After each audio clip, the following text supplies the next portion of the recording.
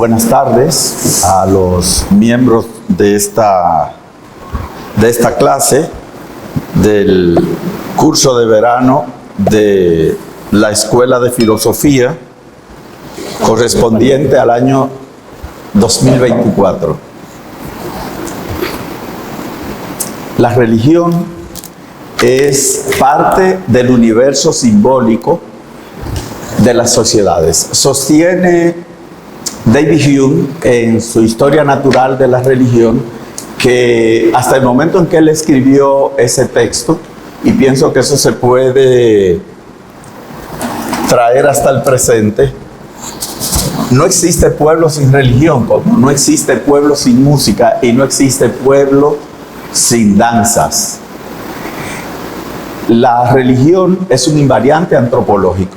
La religión, la una o la otra, parece ligada siempre a la existencia de la condición humana.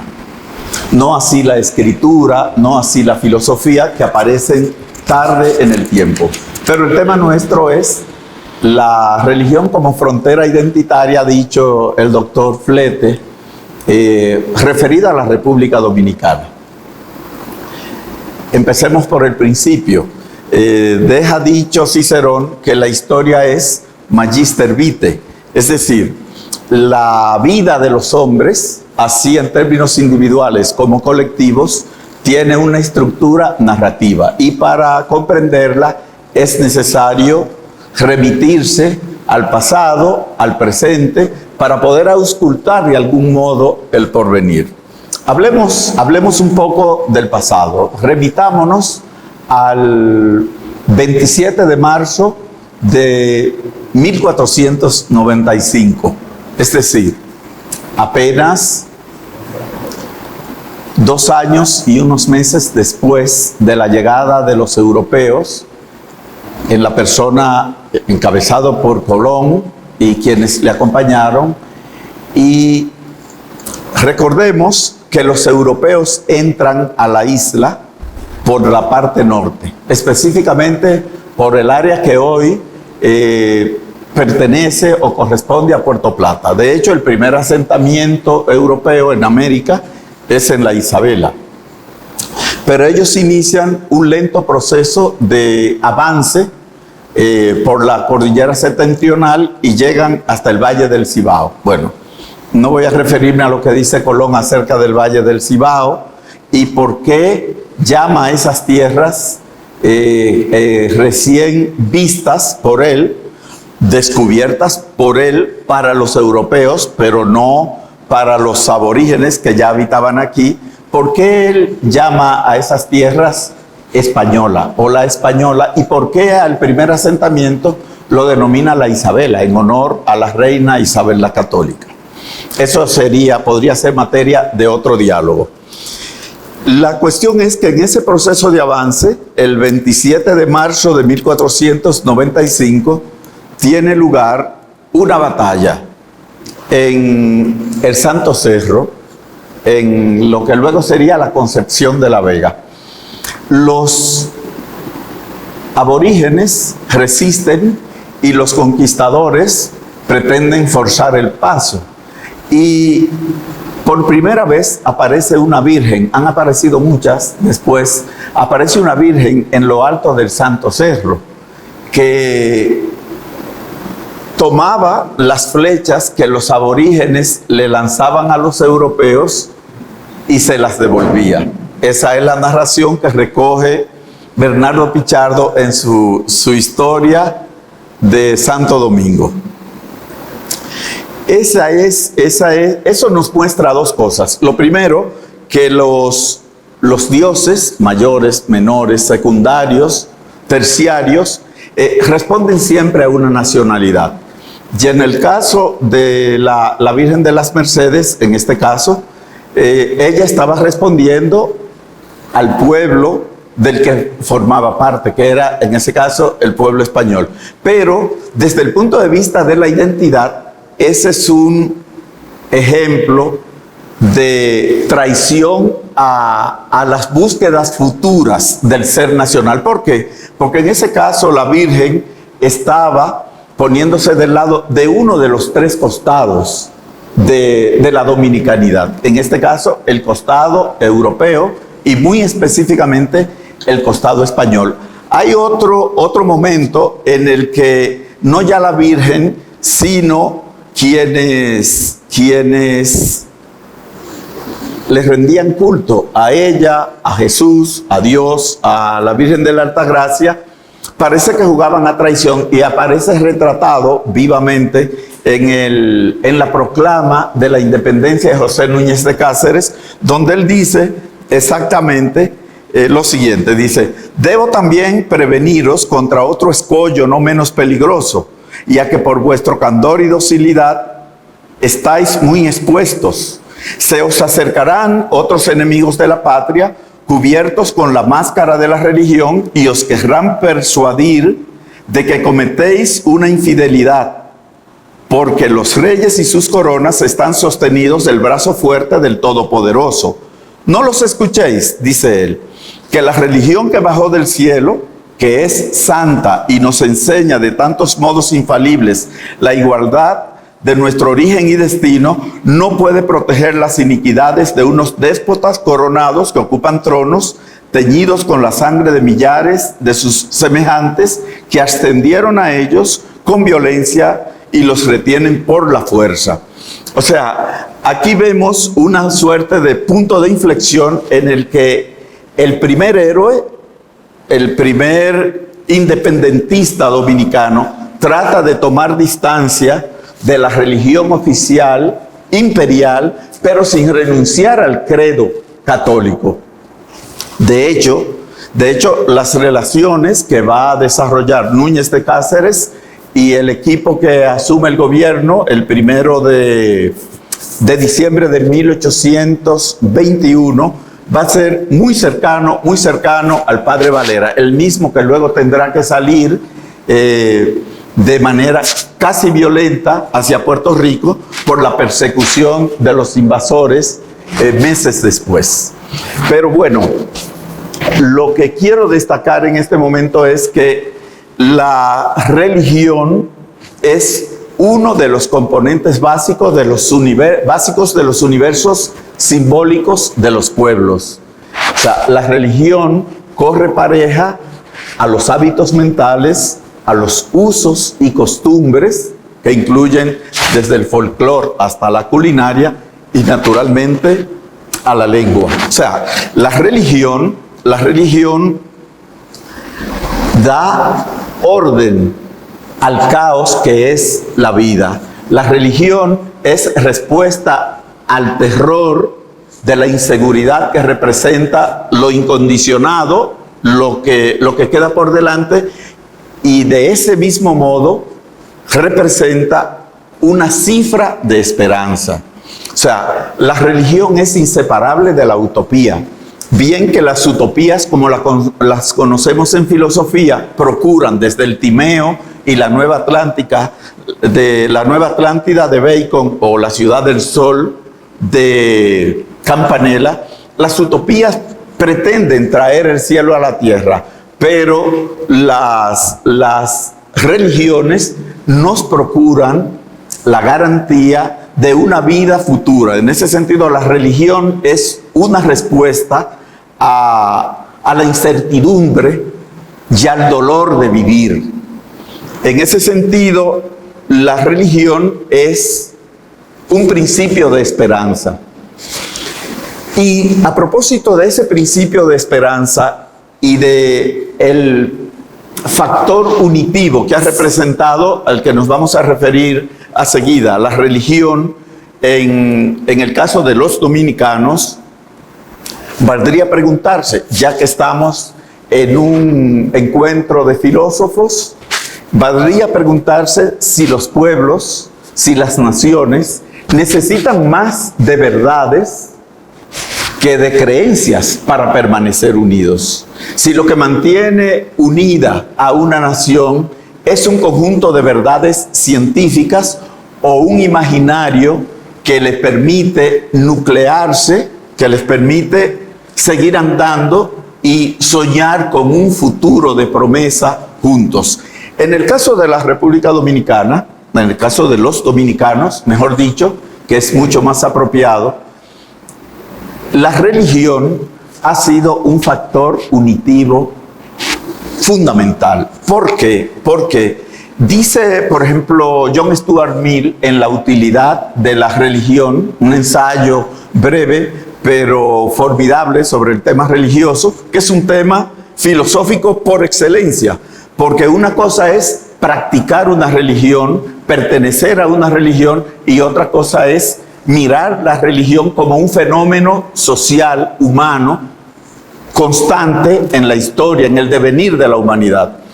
Les decía que sostiene Stuart Mill que en el caso del cristianismo hay como una suerte de tensión entre la bondad infinita que se nos presenta, que representa Jesús, por ejemplo, en el caso del Nuevo Testamento, porque claro que el Viejo Testamento nos habla de un Dios muy parecido a Zeus, porque es un Dios que tiene un pueblo al que privilegia, al que protege, al que promete y al que cumple una tierra prometida y unos beneficios. Pero el Dios que predica Jesús es un Dios de bondad, es un Dios universal, en el sentido de que nos acoge a todos los seres humanos. Entonces, la tesis de Stuart Mill en ese libro, entre otras, es que esa bondad infinita de Dios encuentra en la búsqueda personal, individual de la salvación, una tensión, porque como la salvación es personal, parecería como que pone mucho el énfasis en el individuo, hasta el punto de que podría inducir a un individuo a buscar la salvación, incluso a costas de desfavorecer o de que no la tengan otros. No es tanto el interés de que otros tengan la salvación es personal, que es, creo, un discurso que empalma muy bien con la visión luterana del cristianismo. Ahora, en el caso del catolicismo en la República Dominicana, si nos remitimos a la batalla de la Limonade, que fue en 1691, nos encontramos con que la advocación de María en Alta Gracia, la Virgen de la Alta Gracia, fue un factor unitivo, porque los habitantes de la parte oeste de la isla solían entrar de manera agresiva a raptar reses, a ocupar bienes, incluso a secuestrar mujeres a la parte este, a la parte española. Y en esa ocasión, bajo la protección de la Virgen de la Alta Gracia, los dominicanos, ¿por qué la protección de la Alta Gracia? Porque vinieron unos legionarios desde el este y trajeron consigo el retrato de la Virgen de la Alta Gracia, y ellos terminaron por atribuir a esta Virgen, a esta advocación de María, el triunfo en esa batalla de la Limonade, que incluso terminó con la muerte de un general francés. Entonces, no aparece ahí el elemento cristiano, católico, como un elemento individual, sino como un elemento unitivo, colectivo. Y si damos un salto en la historia, nos encontramos con que en el juramento trinitario, otra vez la fe aparece como un elemento unitivo, no un elemento de búsqueda de la salvación individual.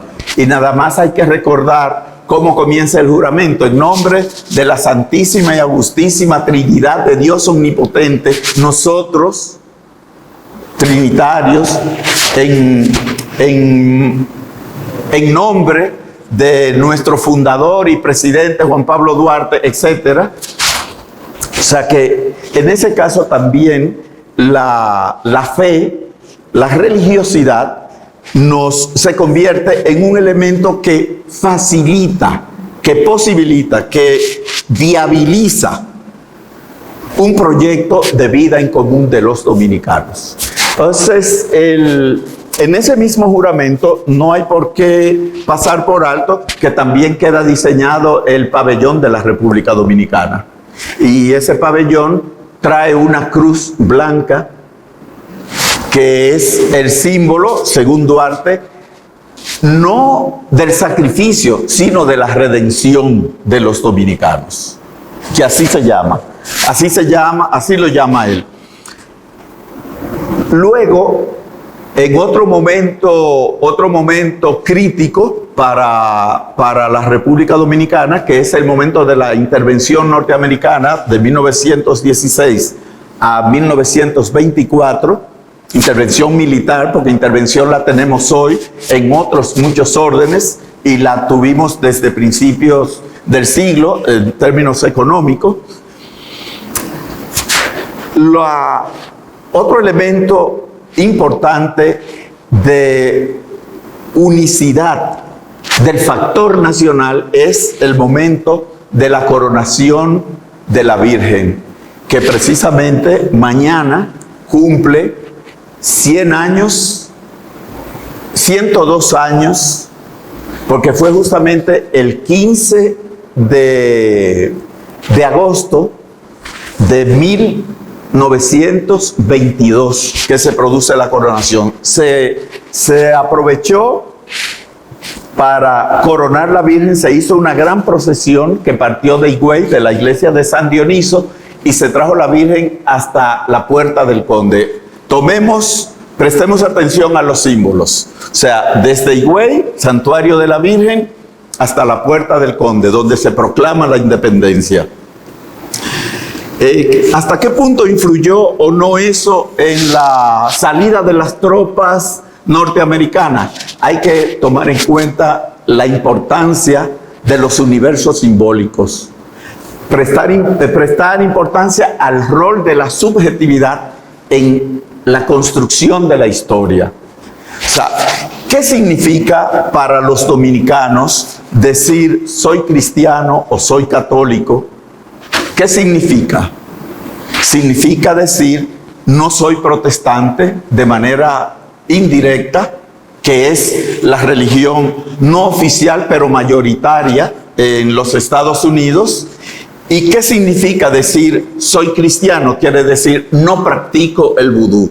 Eso, visto desde el punto de vista simbólico, nos coloca como frontera identitaria el conjunto, el corpus de creencias religiosas mayoritarias en la República Dominicana, un factor diferencial frente a los dos pueblos que nos han invadido, uno durante 22 años, de 1822 a 1844, el otro de 1916 a 1924 y luego en 1965, que siempre hay que hacerse la pregunta del padre Montesinos, de Fray Antón de Montesinos, pues bien, lo hicisteis.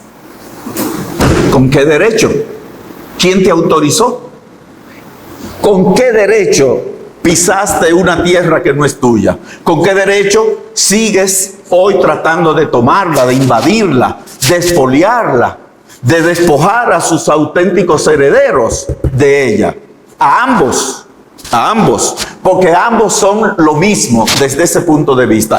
Y de lo que se trata es de preguntarnos hoy los dominicanos si nosotros, las generaciones presentes, tenemos el derecho de delegar, de resignar, de regalar lo que le ha costado a tanta gente tanto esfuerzo y tanto sacrificio y tanta renuncia. ¿Qué significa decir hoy, a propósito del tema del PRO que ha elegido el profesor Silverio para el 6º Congreso, como uno de los costados temáticos del 6º Congreso Dominicano de Filosofía, pensar en español, apuesta por la identidad dominicana? Bueno, lo mismo, porque decir hablo español y hablar correctamente el español y cultivar el español y amar nuestra lengua quiere decir esta es mi lengua, no es ni el inglés ni el creol. ni el francés ni el portugués, español. Es una manera de afirmar nuestra identidad. En el caso, para concluir, para dar paso al diálogo, en el caso de la religiosidad, miren la paradoja. No hay una ciudad del país que no esté minada de luteranismo. Y la que más, los profesores que están aquí, que han trabajado en Higüey, pueden decirlo con mayor propiedad. Higüey, que es el santuario de nuestra patrona, la Virgen de la Altagracia, yo creo que es el lugar donde hay más iglesias evangélicas que son financiadas desde fuera en nombre de la solidaridad entre hermanos.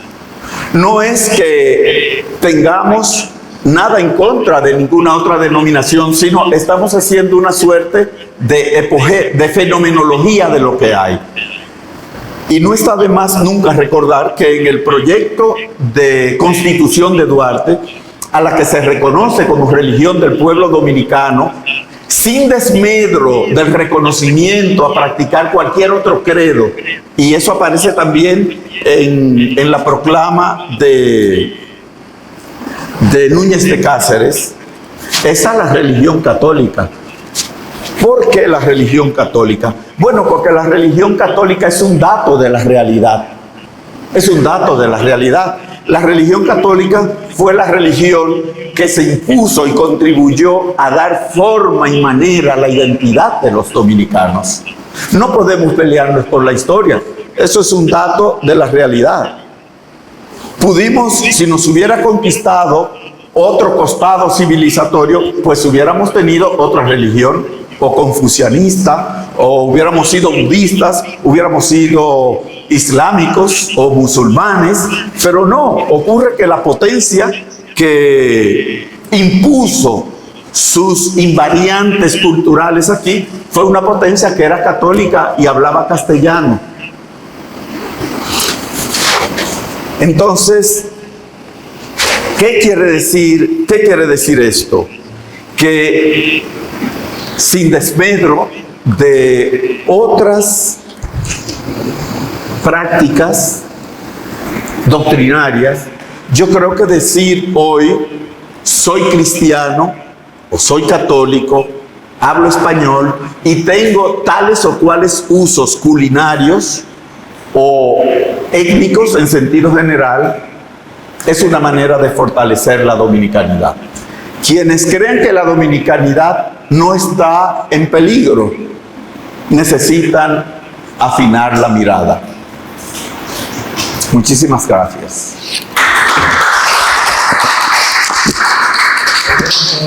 Bien, damos las gracias al doctor Arbelo. Vamos a entrar ahora a la sección de preguntas. La primera pregunta es la siguiente, doctor. En el caso de Puerto Rico, según su valoración, ¿qué papel ha jugado la religión católica en la preservación de su identidad, dado que es uno de los dos países de habla hispana que muestra un crecimiento mayoritario en otras religiones no católicas? Bueno, yo no conozco el caso de Puerto Rico y debería ser cuidadoso en opinar. Ahora, lo que tendríamos que preguntarnos es cómo se ha llevado a cabo el proceso de americanización de Puerto Rico, cómo se ha tratado de sustituir su lengua y de sustituir sus costumbres y de sustituir su religión de partida. Y de eso hay muchos estudios que podrían verse, y sobre todo para preguntarnos, porque humanidades en concreto se dice dominicanidades. O sea, la cuestión nuestra, si bien que haciendo acopio de todo lo que podamos aprender y conocer de la humanidad y de la historia en sentido general, el problema nuestro es bastante concreto. Es preguntarnos si la pervivencia de nuestra nación ha sido o no puesta a precio, y si está siendo o no conculcada la posibilidad de avance hacia mejor de la República Dominicana. Bien, seguimos con la pregunta, con la sección de preguntas muy activa, que hasta en la sala quieren preguntar. Pues sí. Eso es bueno. Es de parte de Francisco Miguel Brito. Profesor Arbelo, ¿en qué medida estar orgulloso de hablar español o ser católico es desprenderse de nuestras raíces taínas y acotar nuestra inevitable influencia europea? Precisamente comencé con el relato de la Virgen de las Mercedes, porque la Virgen de las Mercedes en ese caso se puso del lado de uno de los costados de la dominicanidad. O sea, ahí la Virgen de las Mercedes nos falló. Nos falló porque se fue del lado de aquellos que la habían traído. No es el caso de la Virgen de la Altagracia, que nos cubre a todos con su manto. Si observamos, el palio de la Virgen de la Altagracia tiene los colores de la bandera. Son azul, blanco y rojo. Y si se dan cuenta, José no es blanco.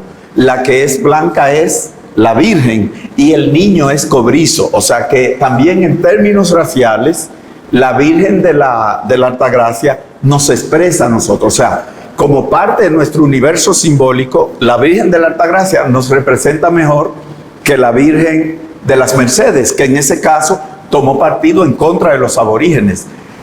Dominicanos somos todos. Los dominicanos provenimos de esos tres núcleos étnicos. Y en segundo lugar, raciales: lo aborigen, lo europeo y lo africano. Lo decimos africano en sentido general y decimos europeo en sentido general, pero cuando hablamos de europeo hablamos muy particularmente de España, y cuando hablamos de lo africano hablamos muy particularmente de aquellas zonas de donde llegaron los esclavos negros al país, y cuando hablamos del elemento aborigen hablamos de las etnias que había aquí a la llegada de Colón: macorices, caribes y taínos. De manera que los dominicanos no excluimos ninguno, no renunciamos a nada de lo nuestro, a nada de lo heredado, a nada de lo que contenemos y nos contiene. Saludo para el filósofo Francisco Miguel, nuestro colega. Bien, la siguiente pregunta viene de Ángel Angomás.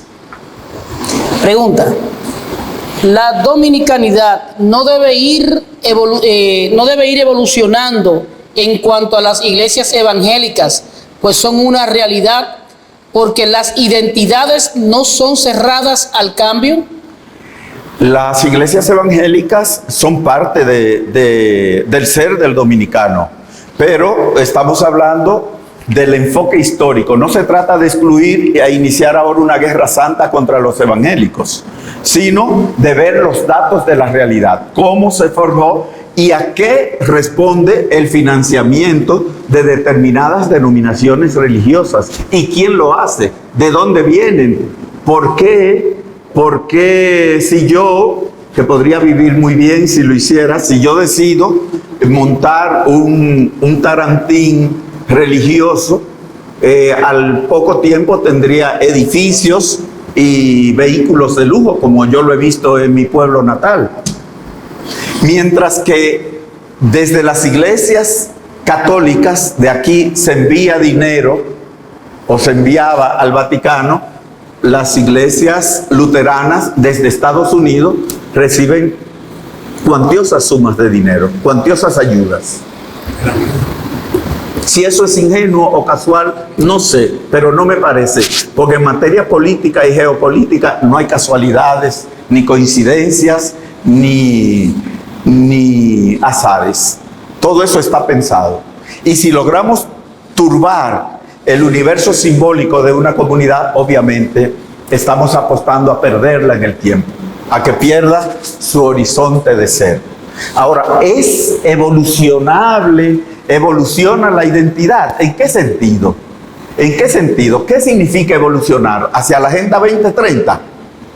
O sea, ¿es evolucionado lo que acaban de hacer en Francia, en los Juegos Olímpicos? Eso es Francia hoy. Esa Francia de hoy es mejor que la Francia de 1750, del tiempo de los enciclopedistas, o de 1789. No me parece. Cuando hablamos en términos humanos y hablamos de evolución, ¿de qué evolución hablamos? La identidad precisamente habla de eso, de lo que permanece y de lo que muta.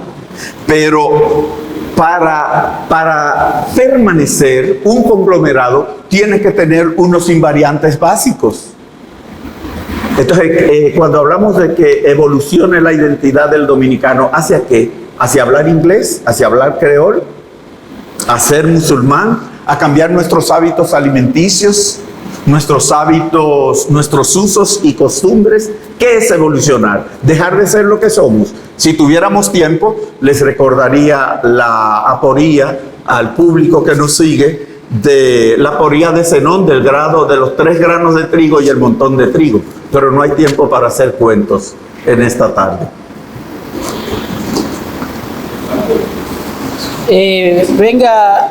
Venga, maestro, el doctor Marco tiene una pregunta al doctor Arbelo, así que le damos el espacio. Bien, muchas gracias por la oportunidad.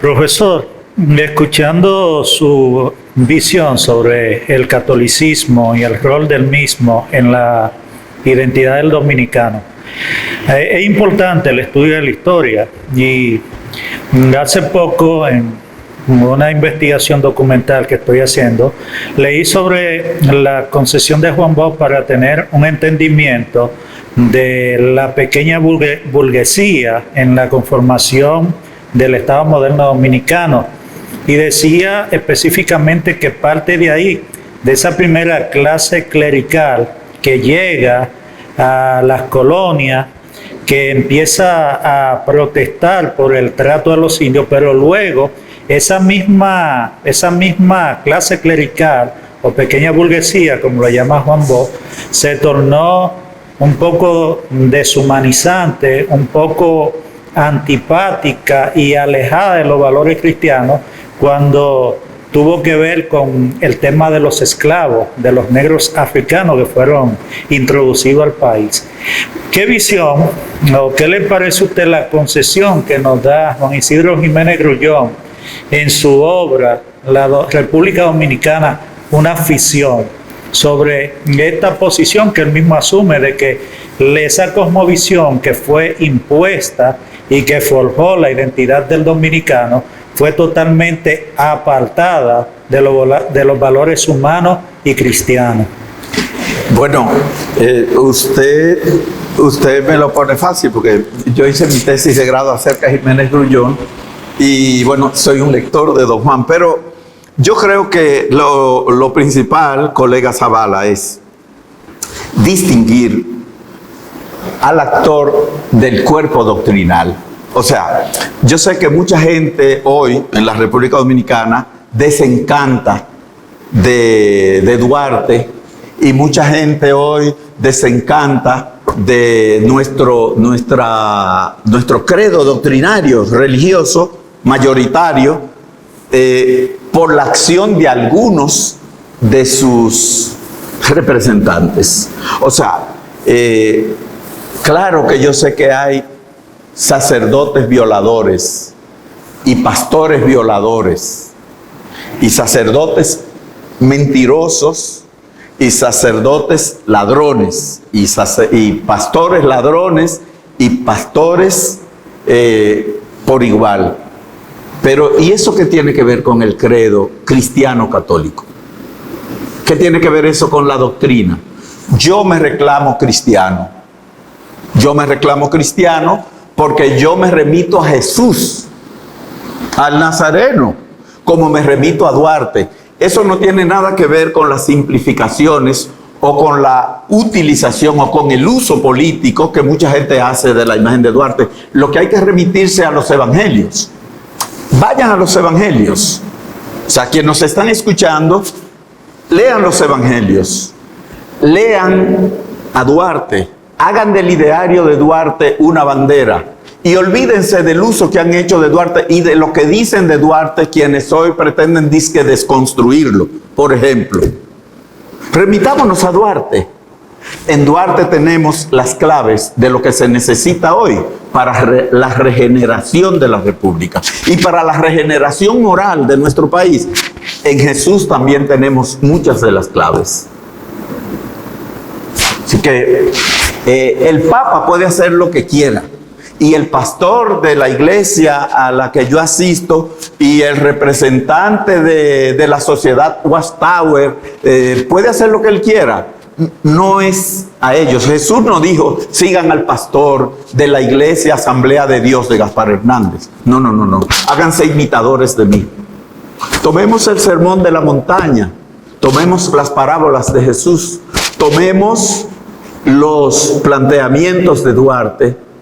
Y ahí tenemos la guía que necesita este país para su regeneración. Naturalmente aplicándola de manera creativa al aquí y a la ahora.